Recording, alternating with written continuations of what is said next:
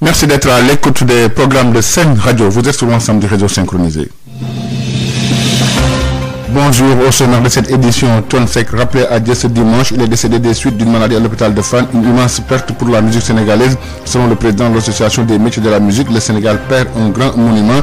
Des réactions et son portrait à suivre dès le début de cette édition. Émeute lié à l'affaire Ousmane Sonko, le discours des acteurs politiques a été un terreau fertile à l'explosion de la violence. Jean-Louis Correa, agrégé des facultés de droit, attire l'attention des autorités. L'invité de l'émission Objection ce dimanche se prononce dans ce 12 heures. Et puis la mairie de Diamniadio a été saccagée durant ces émeutes. Face à la presse, le maire dénonce et informe que toutes les données relatives aux fonciers sont parties en fumée.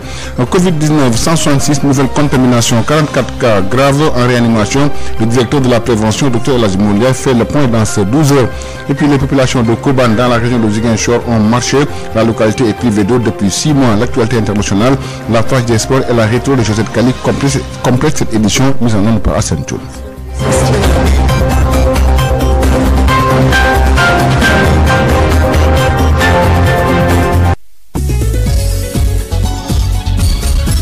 El Hadj Malick Ndiaye.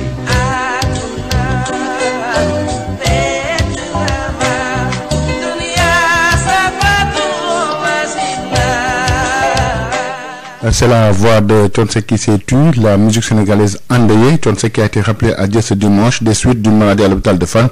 Le Sénégal perd un grand monument selon le président de l'association des métiers de la musique, Daniel Gomez, que nous écoutons. Écoutez, moi je l'ai appris, il y a pas à vrai dire c'est vous qui me l'avez appris, j'émerge comme on dit, et on est catastrophé. On vient de perdre un monument, on perd un monument. Je pense que j'ai regardé une émission, et pas plus tard qu'hier, où Didier Awadi est en train de rendre hommage à Rudy Gomis, et Rudy Gomis rendait hommage aussi à Thione, comme étant aussi parmi les premières personnes à former le Baobab. Et on parlait de son talent de mélodiste, de son talent en tout cas d'être le meilleur chanteur du Sénégal. Vous imaginez un peu... sur le plan personnel, je suis abasourdi, et sur le plan professionnel, je dis que le monde de la culture, le monde de la musique vient de subir une perte, vraiment une grosse perte. Voilà, je suis moi-même vraiment très très peiné parce que je l'ai vu il y a pas très longtemps. On a eu à débattre ensemble de sujets sur lesquels on n'était pas toujours d'accord, mais il y a toujours eu une extrême entente cordiale entre nous. Et voilà, je suis catastrophé, tout simplement. À présent, le portrait de Thione Seck, il est signé et Babacar Sow.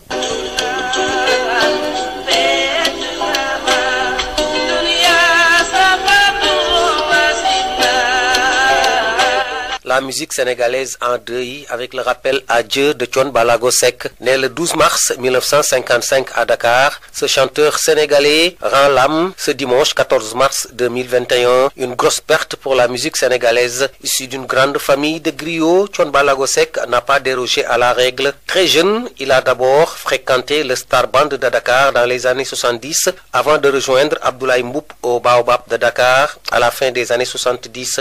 C'est en 1984 que Thione Ballago Seck a créé son propre groupe, le Ramdan de Dakar, qui jusque-là accompagne son fils Wally Ballago Seck, l'un des plus célèbres jeunes chanteurs de la musique sénégalaise. Auteur de plusieurs albums, parmi lesquels on peut citer Chauffeur Bi, Sey, Dali, Yo, Favori, Bouldoff et le dernier tube, Diaga, un album qu'il a dédié à son épouse. Ce grand parolier de la musique sénégalaise perd sa voix, une carrière musicale bien remplie pendant plus de 30 ans. Thione Ballago Seck, apparemment affaibli à la fin de sa carrière par les rivalités de la musique sénégalaise, quitte ce bas monde après avoir passé le témoin à son fils Wally Ballago, la génération Faramareen. En cette douloureuse circonstance, le groupe Sud Communication par ma voix présente à la famille de Thione Ballago Seck ses condoléances les plus attristées.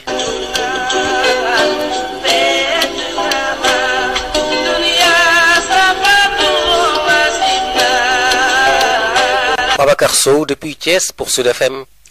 Sud FM vous transporte partout dans le Sénégal. Je vous le disais au sommaire de cette édition, leçon post-émeute au Sénégal. Les violences notées au Sénégal sont-elles le fait du discours des acteurs politiques? En tout cas, Jean-Luc Correa, agrégé des facultés de droit, attire l'attention des différents dirigeants du pays. Les responsables politiques doivent être mis devant leurs responsabilités de leur discours politique. Il était l'invité de l'émission Objection ce dimanche. On l'écoute, il est avec El Hadji Bayo Morgueil. Je pense que il y a une grande importance pour... Ne serait-ce que sur la forme. Il y a, sur la forme, il y a une nécessité pour les acteurs politiques de mesurer l'importance de leur discours politique. Il me semble que un certain nombre de discours politiques ont été le terreau fertile à l'explosion de violence que nous avons vue. Je disais à quelqu'un, lorsqu'un policier vous dit dégage, vous ne dégagez pas, c'est la violence qui s'ensuit. Il y a certains slogans qui m'ont semblé être France dégage, Auchan dégage, etc., qui du point de vue symbolique sont très violents, et l'occasion a été donnée à certains de traduire ces slogans-là dans les faits, dans le cadre d'une violence purement politique. Mais également, dire de l'autre côté, dire que oui, ce qui s'est passé, c'est une affaire purement privée, que l'État n'a absolument rien à voir. Certains également l'ont vécu comme étant des faits de violence. Donc je pense que des deux côtés, la responsabilité des acteurs politiques, c'est d'abord la responsabilité de leur discours et de leur slogan politique. Et il n'était pas rare d'entendre durant la semaine dernière, d'entendre des jeunes crier Auchan dégage, France dégage. Je pense que si c'est bien d'appeler au calme, mais il faut mettre les acteurs politiques devant la responsabilité de leur discours politique.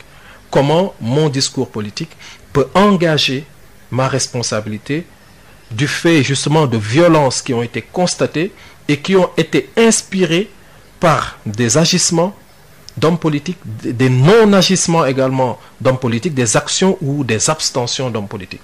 Et ça, de tous les deux côtés, je pense que si nous devons bâtir une démocratie mature, un état de droit mature, chacun doit, du point de vue des symboles, chacun doit revoir sa position et éviter d'être, ne serait-ce que dans la violence symbolique et dans la violence verbale. Et puis je rappelle que la mairie de Diamniadio a été saccagée durant ces manifestations. C'était le 5 mars dernier. Le centre d'état civil a été vandalisé et le serveur contenant les données est introuvable. Face à la presse, le maire Moulay Gueye dénonce et informe que toutes les données relatives aux fonciers sont parties en fumée. Une enquête est ouverte pour retrouver les coupables. Moulay Gueye que nous écoutons, il est avec Denisia Sambou. Aujourd'hui, j'ai tenu à organiser ce point de presse pour informer l'opinion nationale et en particulier la population de Diamniadio, que l'hôtel de ville et l'état civil de la commune ont fait l'objet de violentes attaques perpétrées par une bande de pillards dans la matinée du vendredi 5 mars 2021. En effet, il m'a été donné de constater, après le passage de ces derniers, que la quasi-totalité des bureaux de l'hôtel de ville ainsi que ceux abritant l'état civil ont été mis en sac. Ces attaques ont entraîné la destruction de la quasi-totalité des documents et des équipements dont certains ont été volés. Le bureau du courrier, où se trouvaient toutes les archives liées à la gestion du foncier, a été littéralement incendié. Aussi, je voudrais faire part à la population et par extension à l'opinion nationale mon extrême indignation et celle de la population de Diamniadio, toutes les couches confondues, pour cette destruction massive dont les conséquences sont quasiment incalculables. Considérant la gravité des faits et l'ampleur des pertes enregistrées, je souhaite vivement la reconstitution des documents essentiels, notamment au niveau de l'état civil et du foncier. Par rapport à cette reconstitution, le concours et l'accompagnement des services déconcentrés seront vivement attendus pour une reprise progressive du fonctionnement de l'institution municipale. Il reste entendu que la pleine mesure de ces actes de destruction massive a retenu mon attention, celle de l'équipe municipale et celle de la majorité de la population. Aussi, des dispositions seront prises pour que la lumière soit faite dans cette affaire afin que les allégations, les suspicions soient dissipées dans les meilleurs délais. Nous parlons de la Covid-19 avec ces 8 décès enregistrés aujourd'hui, 166 nouvelles contaminations et 44 cas graves dans les services de réanimation. C'est le bilan du jour fait par le Dr El Hadji Mamadou Ndiaye, le directeur de la prévention. Sur 1817 tests réalisés, 166 sont revenus positifs, soit un taux de positivité de 9,13%. Les cas positifs sont répartis comme suit. 62 cas contacts suivis par nos services. Aucun cas importé n'a été enregistré et 104 cas issus de la transmission communautaire ont été répertoriés et répartis comme suit. Dans la région de Dakar, nous avons 57 cas, dont 6 à Ouest-Foire, 4 à Rufisque, 3 à Dakar Plateau, Liberté 4, Ouakam, Mermoz, Guédiawaye et Keur Massar, 2 au Mariste, Ben Tali, Cité Mourtada, Yoff, Parcelles Assainies, Malika et Pikine. 1 à Grand Dakar, Amitié 1, HLM 1, Les Almadies, Les Mamelles, la Cité CPI, Cité Keur Gorgui, Ngor, Sacré-Cœur, HLM Grand Yoff, HLM Grand Médine, Sébi Khotan, Thiaroye, Cité Tako et Yeumbeul. Dans les autres régions, nous avons eu 47 cas dont 8 à Saint-Louis, 7 à Kolda, 5 à Mbour, 4 à Khombole et à Thiès, 3 à Somone et à Vélingara, 2 à Pout et à Tamba, 1 à Darou Mousti, Ngaparou, Mékhé, Thiadiaye, Kédougou, Tivaouane, Médina Yoro Foulah, Richard Toll et Ziguinchor. 289 patients suivis ont été contrôlés négatifs et déclarés guéris. 40 cas graves sont pris en charge dans nos services de réanimation. 8 décès ont été enregistrés ce samedi 13 mars 2021. L'état de santé des autres patients suivis dans les domiciles et hospitalisés est jugé stable. À ce jour, 36 892 cas ont été déclarés positifs, dont 32 522 guéris, 963 décédés et donc 3 406 patients sous traitement. Nous vous informons que depuis le début de la campagne de vaccination contre la Covid-19, 131 186 personnes ont été vaccinées sur l'étendue du territoire national. Sud FM. Sans eau depuis 6 mois, les populations de Koban dans la région de Ziguinchor haussent le ton. Elles ont organisé une marche de protestation ce week-end pour interpeller les autorités. Correspondance depuis Ziguinchor, Ben Michel Kanfoudi. Kobanao a soif d'eau potable. Depuis 6 mois, l'eau du robinet ne coule pas dans ce village des Kalounaï situé dans le département de Bignona. Les populations qui n'en peuvent plus haussent le ton. Idrissa Tamba porte leur parole. Les populations de Koubano souffrent. Regardez derrière moi ces femmes. Regardez derrière moi ces jeunes filles qui du matin au soir vont au niveau des puits. À Koubano, à pareil moment, presque dans chaque concession, vous allez trouver un jardin. Mais cette année, ce n'est pas possible. Tous ceux qui ont essayé de le faire ont trouvé leur peine perdue parce qu'il n'y a pas d'eau. Comment on peut arroser? Même, vous voyez ceux qui sont en train de construire. Ils ont bloqué leur construction. Ils ne peuvent plus construire parce qu'il n'y a pas d'eau. Ça bloque le développement de Koubano. Ça bloque le développement économique de Koubano. Et nous tendons vers le mois de Ramadan. Nos mamans souffrent à se mettre autour des puits pour chercher de l'eau. C'est cela que nous voulons que ça s'arrête. Les habitants de Kobanao indexent la gestion de l'Azifor qui, selon eux, est à l'origine de ces difficultés. Des informations que nous glanons nous disent qu'il y a une dette. C'est pourquoi nous exigeons une assemblée générale pour que les populations soient éclaircies par rapport à ce problème. Pourquoi il y a cette dette? Comment on est arrivé à cette situation?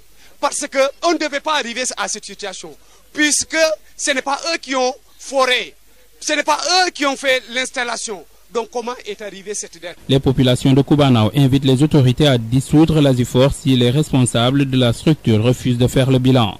Ben Michel Kanfoudi, Ziguinchor, Sud FM.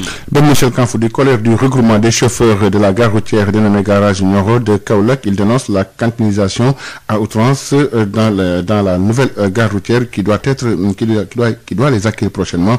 Gare que la municipalité veut transformer en centre commercial. Le président du regroupement régional des chauffeurs et transporteurs de Kaolack, Pamdour, s'explique. Il est avec Mamadou Camara. La gare routière de Nioro, les travaux ont démarré depuis presque 4 ans. Mais jusqu'à présent, ça ne peut pas arriver à terme parce qu'on est en train de construire des cantines pour les commerçants et que si c'était pas les cantines qu'on est en train de construire, le regroupement pouvait déménager les voitures dès maintenant parce que il y a l'électricité maintenant, il y a l'eau, mais malheureusement on n'arrive pas à le faire. À notre grande surprise, il y a des espaces qu'on croyait que c'est réservé aux chauffeurs pour des aires de repos, mais malheureusement on est en train de vouloir construire ces espaces. C'est les chauffeurs qui se sont rebellés, qui sont venus dans la gare routière, à mon absence même, pour vraiment arrêter les travaux. Ce que nous dénonçons, on dirait que c'est un centre commercial. Personne n'aurait pu croire que c'est une gare routière. Si tu n'es pas Kaolakois, si tu viens, tu vas dire que alors c'est un centre commercial. Donc aujourd'hui, les chauffeurs sont vraiment choqués pour voir toute la gare routière, tout le périmètre être construit de cantines pour les commerçants. Parce que les chauffeurs, comme ils quittent ici pour aller à Ziguinchor, à Tamba, à Thiès, Mbour,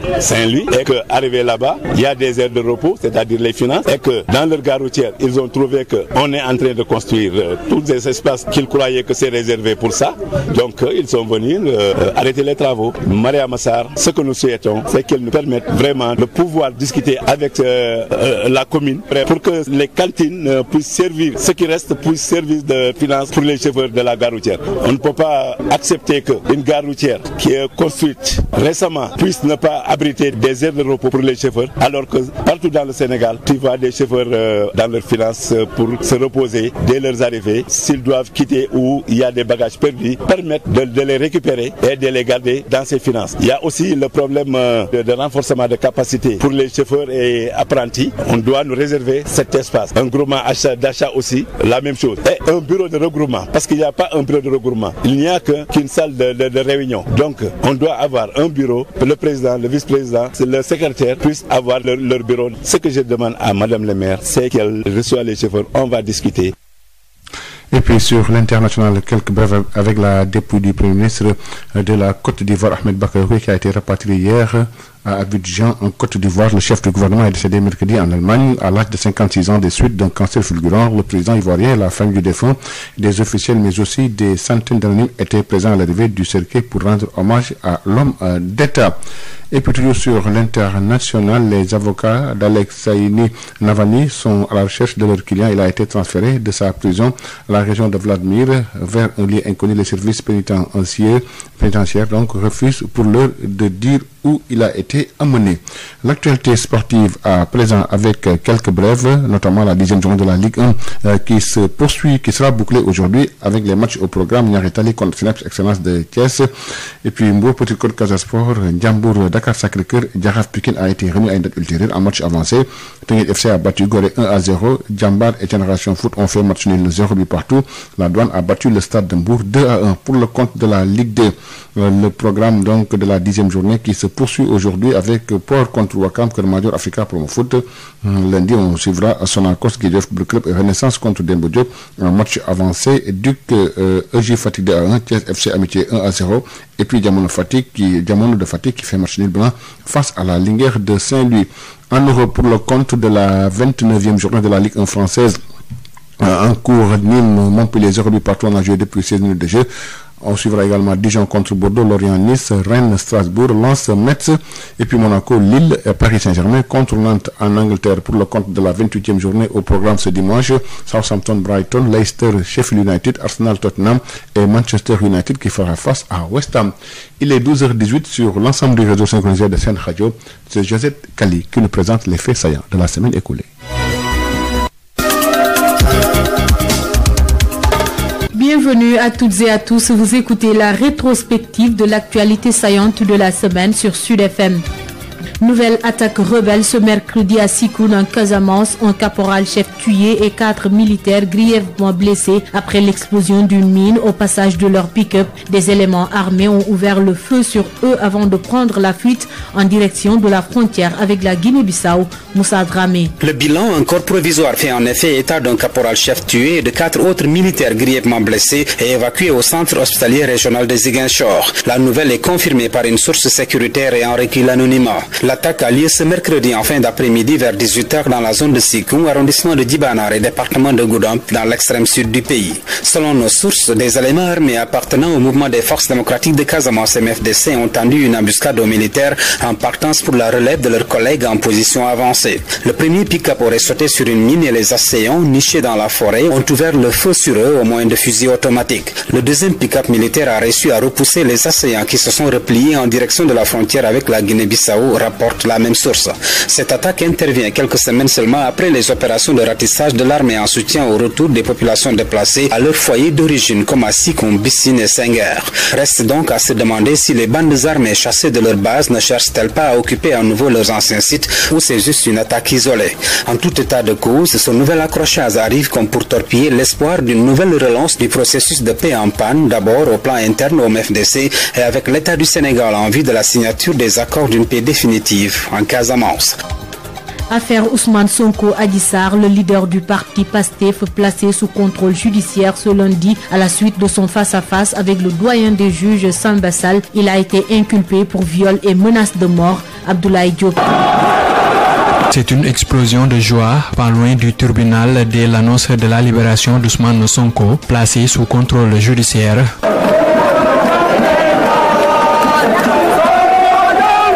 Venus témoigner leur solidarité, militants et sympathisants montrent leur contentement. Des manifestants qui réclament la libération des autres personnes arrêtées.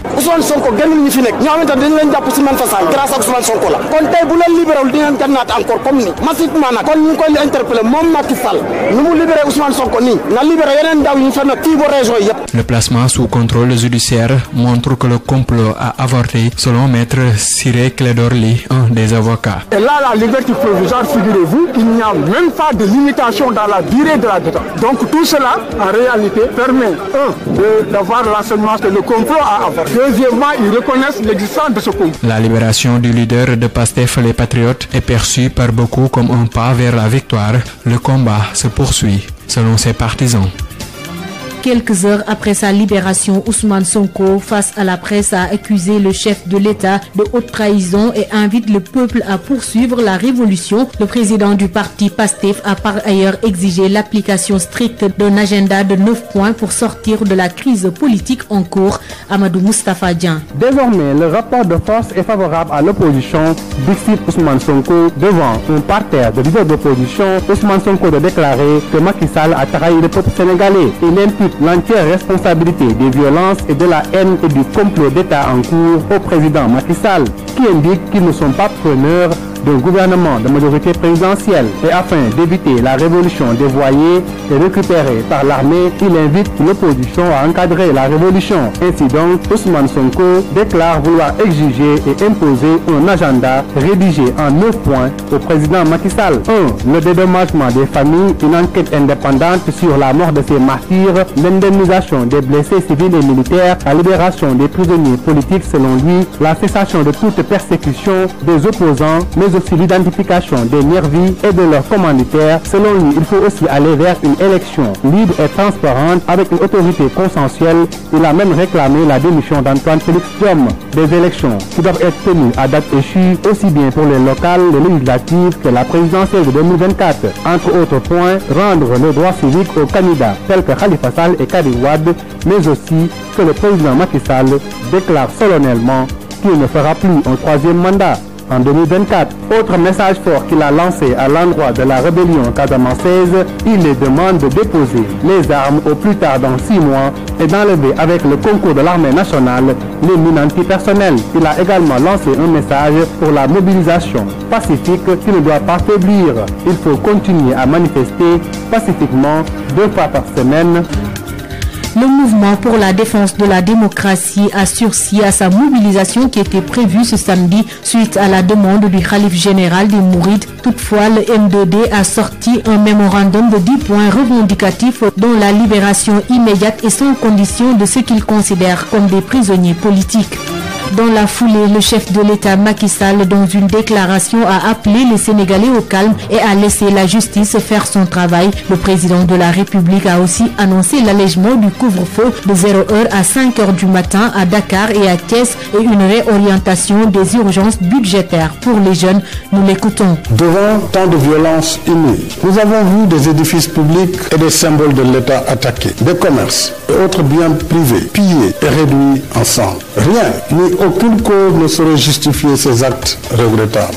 Chacun avec ses choix et ses opinions. Dans le respect des autres, nous pouvons et devons régler nos divergences autrement que par la violence destructrice. C'est pourquoi j'invite au calme et à la sérénité. Sur l'aspect judiciaire de cette crise, laissons la justice suivre son cours en toute indépendance. M'adressant à vous, les jeunes, je voudrais vous dire que je comprends vos inquiétudes et vos préoccupations. J'ai vu nombre d'entre vous sortir dans la rue pour exprimer la colère de votre mal-vivre parce que vous n'avez pas d'emploi. J'engagerai dans les meilleurs délais une réorientation des allocations budgétaires pour améliorer de façon substantielle et urgente les réponses aux besoins des jeunes en termes de formation, d'emploi, de financement de projets et de soutien à l'entrepreneuriat et au secteur informel. J'ai décidé d'alléger le couvre-feu lié à l'état de catastrophe sanitaire dans les régions de Dakar et de Thiès qui sera désormais fixé de minuit à 5h du matin. Cette mesure contribuera à élargir le champ des activités productives.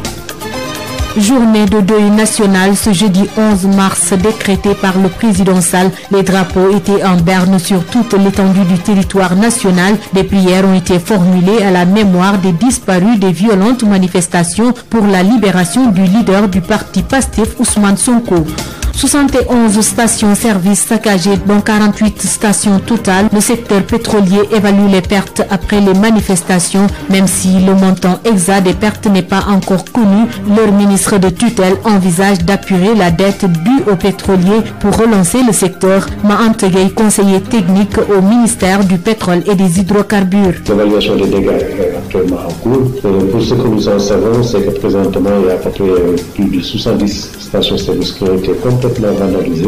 Ce qu'il faut savoir, c'est que le premier impacté Total Sénégal, ils ont 48 stations-service qui ont été touchées. Mais ça ne touche pas que Total Sénégal. Vous avez également Vivo qui a des dégâts. Ola, celui qui a été touché, et aussi Star Oil, Diapanal, etc. Donc, même les distributeurs indépendants ont été également touchés. C'est pas encore fait. On attendait qu'il évalue tout ça parce que bon, il y a une partie qui concerne simplement, disons, les équipements et les produits pétroliers, mais vous savez que dans les stations-service, il y a beaucoup d'activités qui se font, notamment tout ce qui a trait au commerce.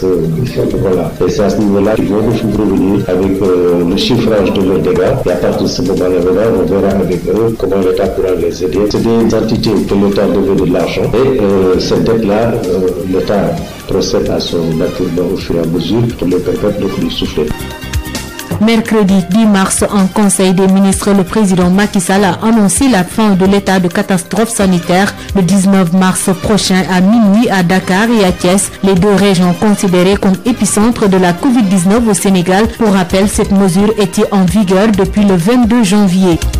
Suspension du vaccin AstraZeneca dans plusieurs pays européens. Le ministre de la Santé et de l'Action sociale rassure les Sénégalais. Selon Abdoulaye Diouf Sarr, tout se passe bien et il n'y a pas encore de raison pour que notre pays suspende sa campagne. Nous l'écoutons, il s'est exprimé à la réception ce vendredi de 2500 doses de vaccin AstraZeneca offerts par l'Inde. Rassurer la population, notre dispositif de vaccination, que ce soit dans le cadre de la vaccination anti-Covid comme dans le cadre des autres vaccins, fonctionne avec un dispositif de surveillance de tout ce qui est pharmacovigilance. De ce point de vue, le Sénégal n'a encore relevé en la matière aucun cas qui mérite effectivement d'être posé en termes de pharmacovigilance. Aujourd'hui, tout se passe bien dans le cadre de notre surveillance. Autre élément aussi, AstraZeneca est le deuxième vaccin homologué par l'Organisation mondiale de la santé.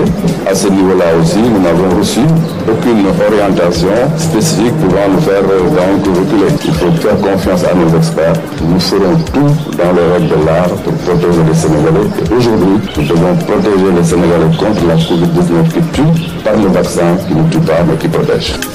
Mouvement d'humeur ce 15 et 16 mars dans tout le pays. Le SAMES sera en grève. Pas de délivrance de documents médicaux légaux. Le syndicat exige la préservation des acquis de ses membres et l'accès au vaccin anti-Covid-19 pour les médecins en spécialisation. Ainsi prend fin la rétrospective des faits marquants de l'actualité de la semaine sur Sud FM Sen Radio. Rendez-vous dimanche prochain.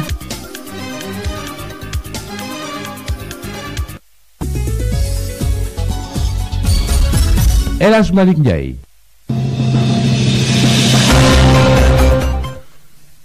Il est 12h29 sur l'ensemble des réseaux synchronisés de Sen Radio. C'est la fin de cette édition. Le rappel des titres. Thione Seck rappelé à Dieu ce dimanche, il est décédé des suites d'une maladie à l'hôpital de Fann, une immense perte pour la musique sénégalaise. Selon le président de l'association des métiers de la musique, le Sénégal perd un grand monument. Vous avez suivi sa réaction et la réaction et le portrait du disparu dans cette édition. Émeute liée à l'affaire Ousmane Sonko, le discours des acteurs politiques a été un terreau fertile à l'explosion de la violence. Jean-Louis Correa, agrégé des facultés de droit, attire l'attention des autorités. L'invité de l'émission Objection s'est prononcé dans ce 12h. Et puis la mairie de Diamniadio a été saccagée durant ces émeutes face à la presse. Le maire dénonce et informe que toutes les données relatives au foncier sont parties en fumée. Covid-19, 106 nouvelles contaminations, 40 cas graves en réanimation. Le directeur de la prévention, El Hadji Modou Ndiaye, a fait le point dans ce 12h. Les populations de Koubanaou, dans la région de Ziguinchor, ont marché. La localité est privée d'eau depuis 6 mois. L'actualité sportive et l'actualité internationale et la retour de Josette Kali ont complété cette édition mise en œuvre par Hassan Dioum. La présentation a été assurée par El Hadji Malik Ndiaye. Habsa El Maron vous retrouve à 13h pour le journal en Wolof.